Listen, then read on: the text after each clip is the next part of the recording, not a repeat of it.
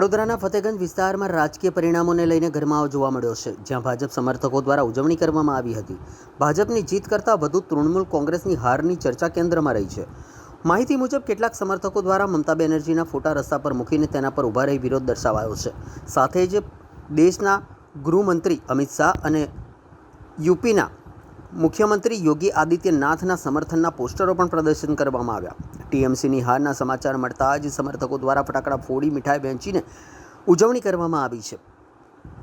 આગેવાન ભગવાન ભરવાડ અને તેમના સમર્થકોએ આ પ્રસંગે ખુશી વ્યક્ત કરી હતી અને પાર્ટીના નેતાઓને અભિનંદન પણ પાઠવ્યા હતા.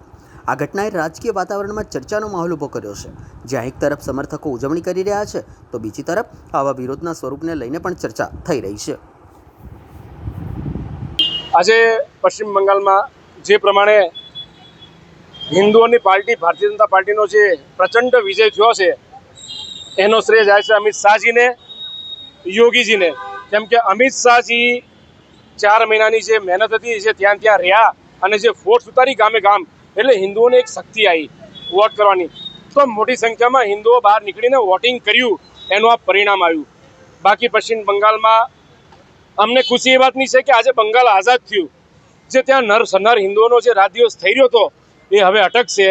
જો ટીએમસી આવ્યું હોત તો કેટલા હિન્દુઓનો નરસંહાર થાત અને કેટલી દીકરીઓનો રેપ થાત.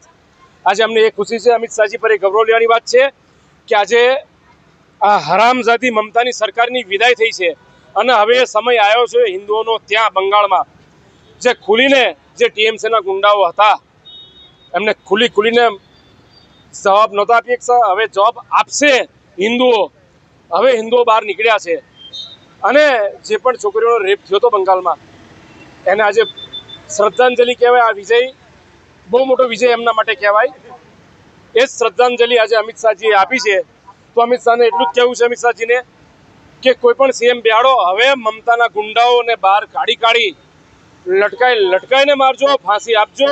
કેમ કે અત્યાર સુધી હરામજાદી મમતાએ કોઈ ચુકાદો નહોતો આપ્યો અને હિન્દુઓનો નરસંહાર કર્યો હતો. બસ આજે એ વાતની ખુશી માટે અમે બહાર નીકળ્યા હતા કે બંગાળમાં પ્રચંડ જીત હિન્દુઓની થઈ છે અને હિન્દુઓનો જે નરસંહાર થવાનો હતો એ સંપૂર્ણપણે અટકી ગયો છે. જય જય શ્રી રામ.